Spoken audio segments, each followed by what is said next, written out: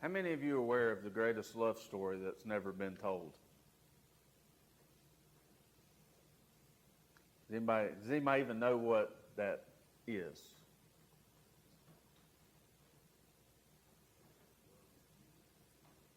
Well, we talk about that, don't we? No, we don't tell everybody. But it is something that is told a lot more than this one. It's in our Bible. We just don't talk about it much, but it's there. Huh? No, this is even less than that one. You keep digging, we'll get there. No, that's what Doug just said. All right, so let's take you to the prophets.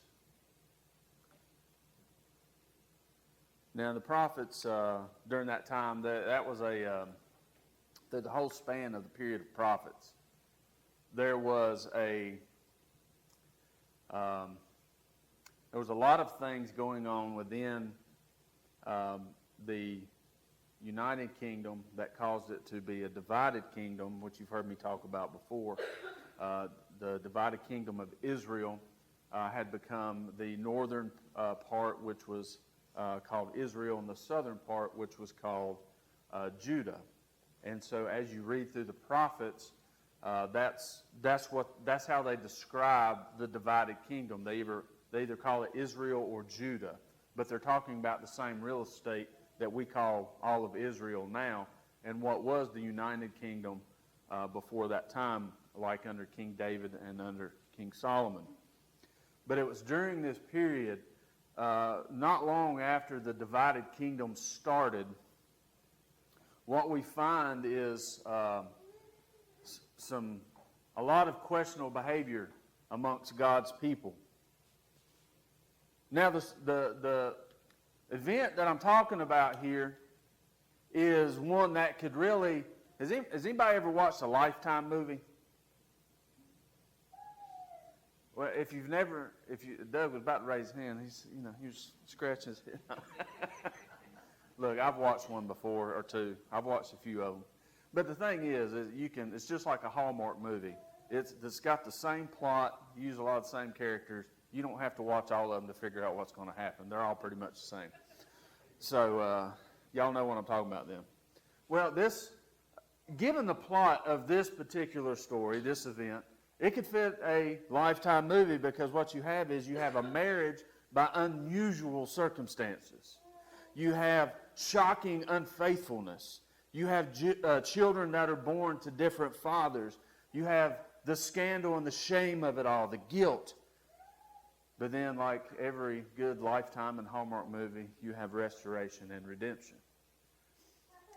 And so that's what the greatest love story never told, that's what the plot is. And so let's talk about the characters right quick. Well, I've already mentioned one of the characters. This particular prophet is going to talk about the northern kingdom of Israel. Now, the northern kingdom of Israel, they never had a good king. The southern kingdom, they had some good kings and they had some bad kings. But the northern kingdom never had a good, godly king. They always had kings who would veer off to the left-hand side of the road. That was my right. Off to the left-hand side of the road.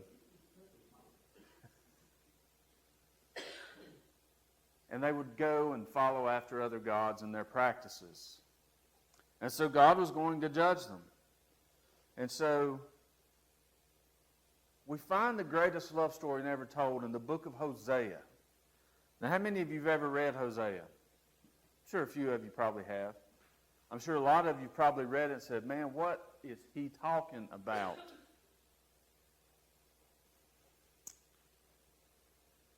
Well, I'm going to tell you what he's talking about. And what a beautiful love story it is. But man, does it have some challenges. Some major challenges. And it's odd because when you read it, it's a book that's it's kind of mysterious in a way because it uses language that's just, it's kind of strange. It's kind of weird. And it's God asked this prophet to do something that it's like, why? And so, from the get-go, it's just hard to understand. And I think a lot of people just lose track. They just move on. They don't like to read it.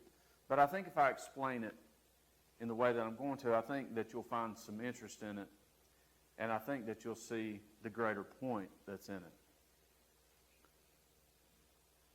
So beginning in Hosea, chapter 1, starting with verse 2. When the Lord began to speak through Hosea, the Lord said to him, "Go, marry a promiscuous woman, and have children with her. For like an adulterous wife, this land is guilty of unfaithfulness to the Lord." So he married Gomer, daughter of Diblaim. And she conceived and bore him a son. Then the Lord said to Hosea, "Call him Jezreel, because I will soon punish the house of Jehu for the massacre at Jezreel, and I will put an end to the kingdom of Israel. In that day I will break Israel's bow in the valley of Jezreel." Gomer conceived again and gave birth to a daughter. Then the Lord said to Hosea, "Call her Lo-Ruhamah, which means not love, for I will no longer show love to Israel, that I should at all forgive them. Yet I will show love to Judah, and I will save them, not by bow, sword, or battle, or by horses or horsemen, but I, the Lord their God, will save them."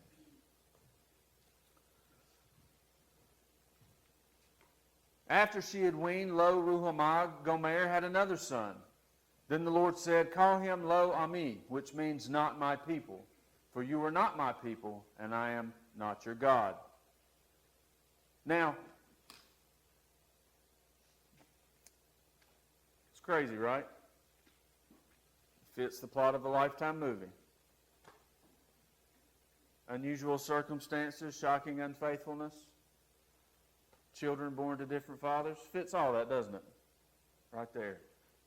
Now, to understand the plot of this, you need to understand the time frame. So the time frame is a time before the children of Israel, the northern kingdom of Israel, is attacked by the Assyrians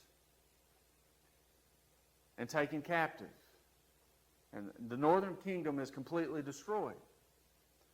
So this is before that. This takes place not quite 100 years, maybe 100 years, but probably a little less than 100 years before it actually happens. So God is using Hosea to be a prophetic message to the northern kingdom of Israel. Now,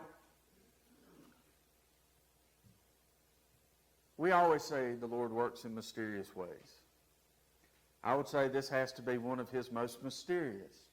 Because we just, in our minds, we can't fathom why God would say something like this. And so, we're left with this question of what's going on here, why is he doing this? But it is really as a message. It really is a living prophetic message to the northern kingdom. And so he lays it out here, and he lays it out with the names of the kids. One of them is not my people, and the other one is, what was the other one? I done forgot. Not loved. Not loved and not my people. And so he's using these kids with their names, because, names mean a whole lot back then. So he's using these kids to show them that this is how I'm going to be to you. Now, again, it seems strange, but here, let's look at something else. Throughout the Old Testament, we look at God and his people as a marriage relationship. Have you ever seen that? You ever seen that wording in the Old Testament? Well, it's littered throughout the Old Testament. That's how God sees his people. He sees, very often he says, I am the husband and you are my wife. In the New Testament, when we talk about the word church, it's the word in Greek, it's ekklesia. And it's in the feminine form. And Jesus talks about being the husband, and we are the bride. The Christians are the bride. And so God always uses this type of marriage relationship.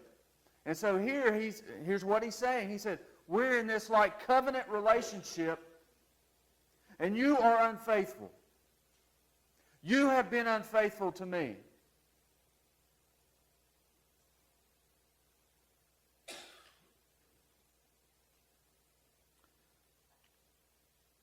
And so he marries this woman, just as the Lord says,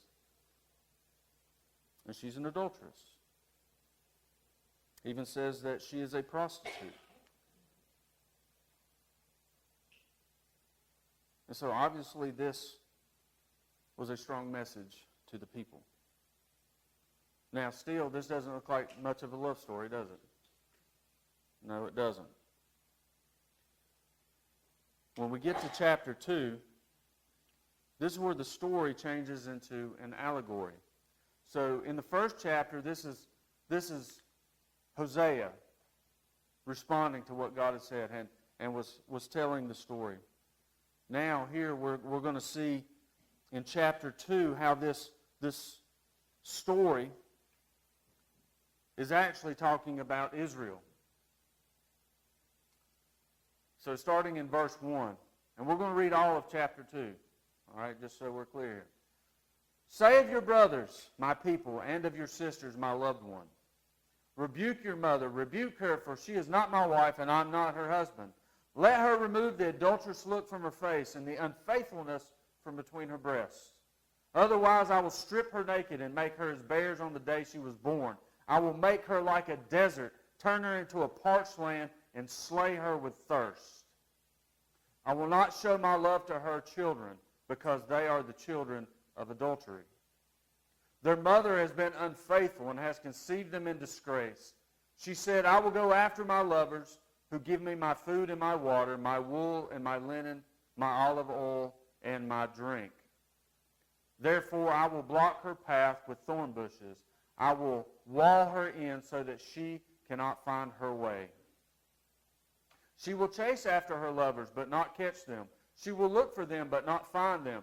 She will say, I will go back to my husband as at first, for then I was better off than now. She has not acknowledged that I was the one who gave her the grain, the new wine and oil, who lavished on her the silver and gold which they used for Baal. Now, one of the things I hope that you're picking up on here is the fact that Israel was going after false gods. Israel, the northern kingdom, was breaking that marriage covenant, that relationship that they had with God, to go after these false gods. It was spiritual adultery.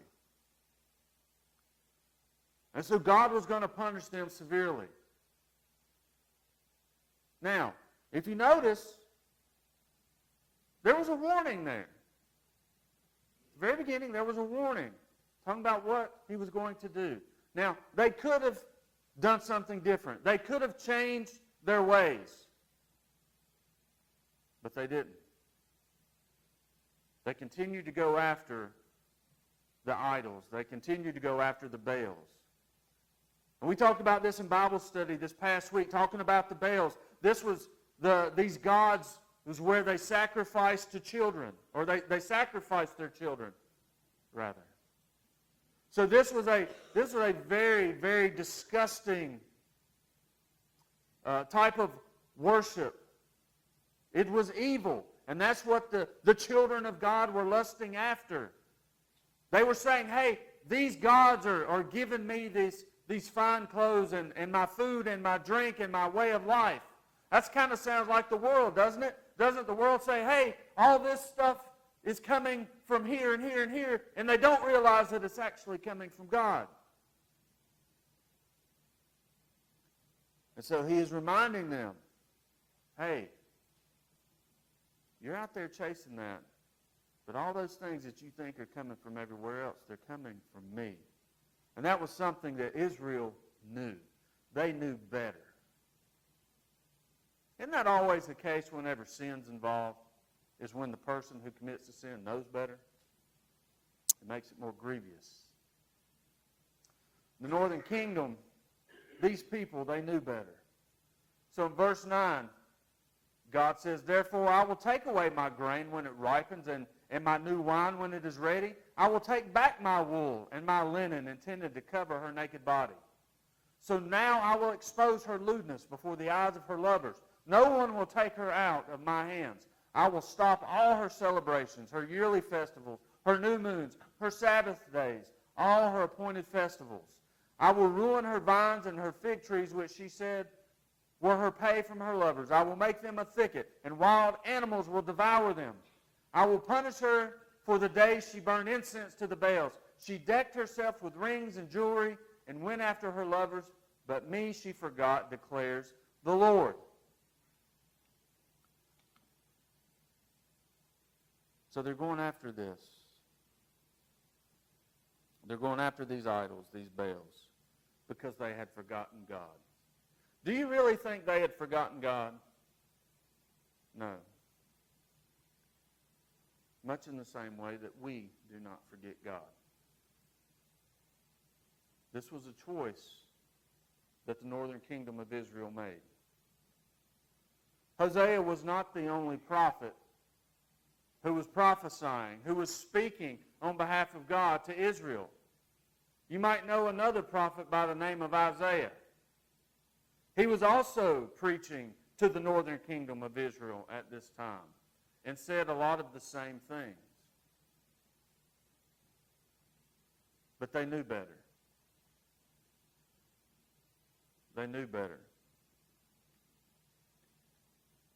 And the point that God is making, he said, I'm going to take everything away. You're going to be barren. You're going to be stripped of everything. Now that was a prophecy. And it was also a promise. Because when Assyria came in, they did that. They stripped the land. They cut all the vines down. They burned everything. And they took the people off. God did exactly as he said he would do because of their unfaithfulness. Man, it still don't sound like a love story, does it? It sure don't. Now, here's the shifting point. Here's what God says. Therefore. So whenever you see that term therefore, it's referring back to what he just said. He said, therefore, I am now going to allure her. I will lead her into the wilderness and speak tenderly to her. There I will give her back her vineyards and will make the valley of Achor a door of hope. There she will respond as in the days of her youth, as in the days she came up out of Egypt. In that day, declares the Lord, you will call me my husband. You will no longer call me my master.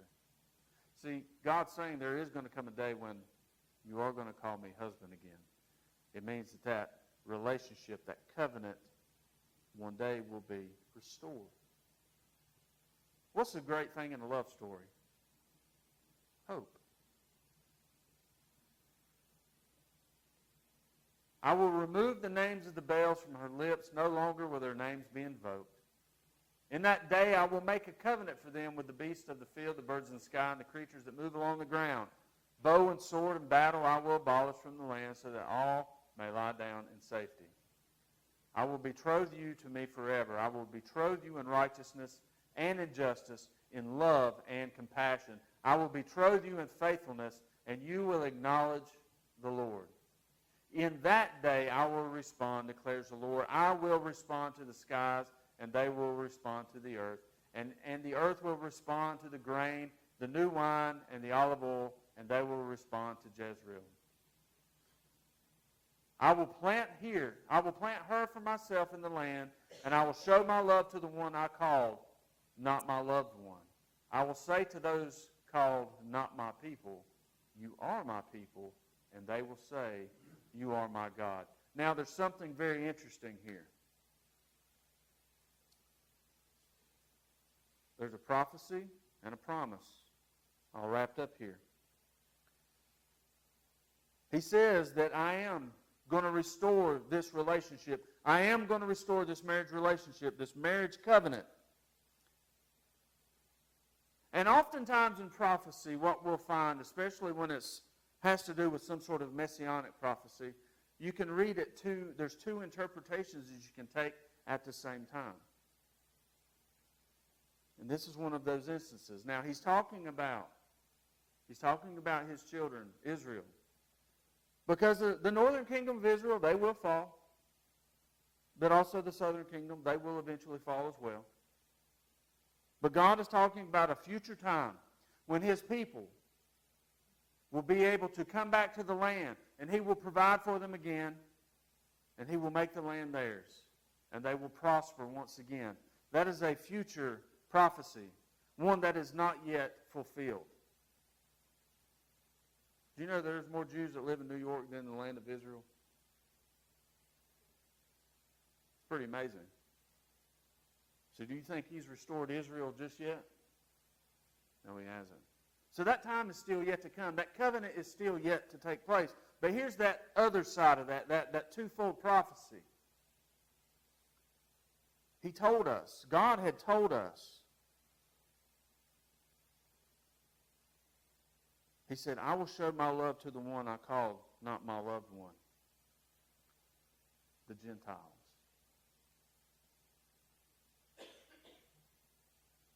I will say to those called, not my people, you are my people. Because there was a time when there was an exclusion. Now, God didn't exclude them. The Jews did a pretty good job of excluding the Gentiles.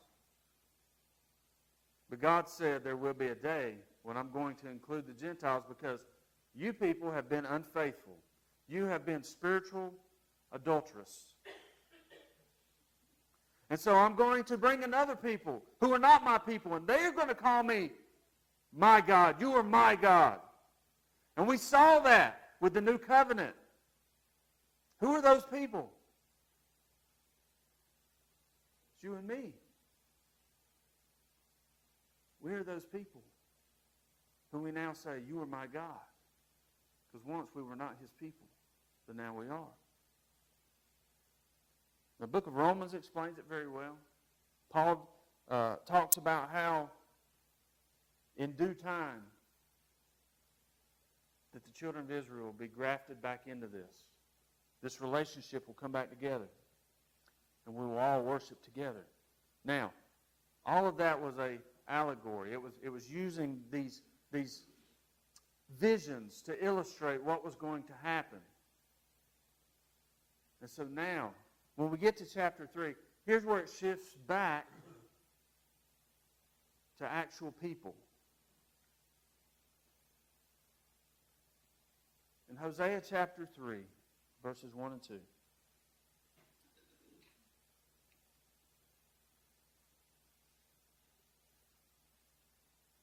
Starting with verse 1, it says, the Lord said to me, go show your love to your wife again. Though she is loved by another man and is an adulteress, love her as the Lord loves the Israelites. Though they turn to other gods and love the sacred raisin cakes. So I bought her for 15 shekels of silver and about a homer and a I can't say that word. Levick of barley. Levick of barley. That was a lot. Now, here's what I want you to see. This is also a vision. This is also a prophetic message.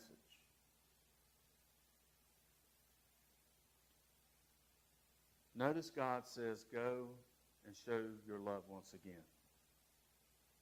Remember, he mentioned that he would lay her bare. He would lay her naked. She would be ashamed and guilty. When we come before God and we don't know his son, Jesus Christ, how do we come to him? We come before him guilty, ashamed, and at our lowest place. Look at this woman. She was at her lowest place. And he said, go back and love her again. And notice this, he paid a price for her. Is the love story starting to ring a bell now? Didn't somebody else pay a price? Even though we sinned, most grievous sins, even though he knew that we would deny him day after day, even though he knew that we would be unfaithful day after day, he paid a price to gather us, to love us again, so that he could restore that marriage relationship.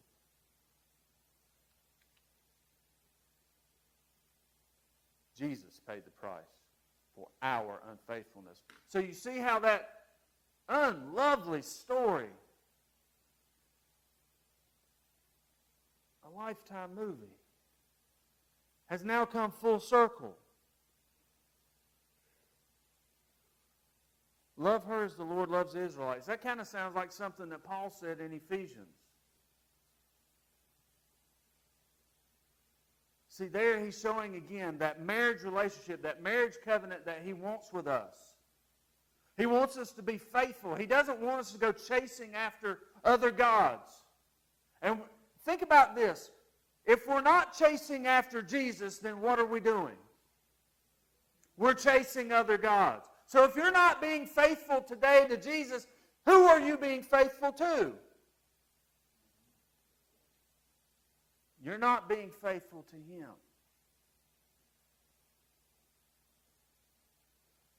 You know, you don't have to be Gomer in this story.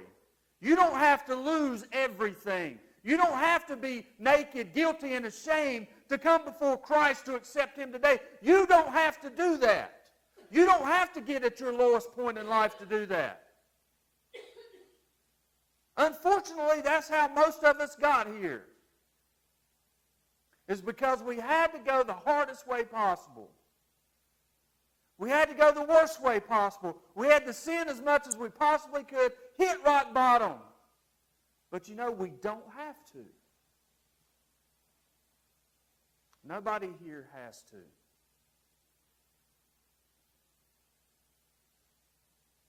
Christ has already paid the price so that you don't have to do that.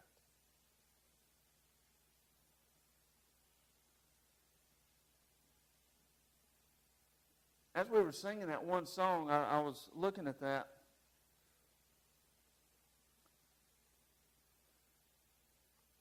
Grace greater than our sin. I thought that was a good choice for today.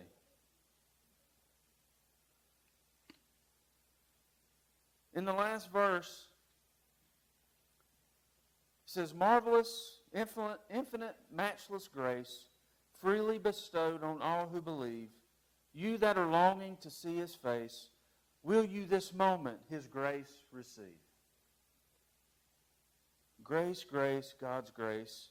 Grace that will pardon and cleanse within. Grace, grace, God's grace. Grace that is greater than all our sin. Will you let him redeem you today? He's already paid the price. He's already done that. Will you let him redeem you today? Will you let him love you today?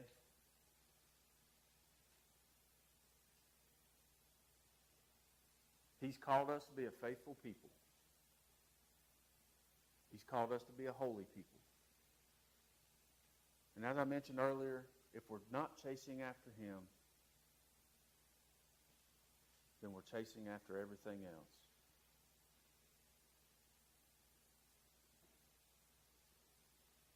Let's restore that covenant. Let's restore that marriage relationship on our end. He's already did his part. Let's do ours. Let us accept that redemption that he's already paid that ultimate price for. And let us tell other people about the greatest love story never told. Let's stand for a closing prayer.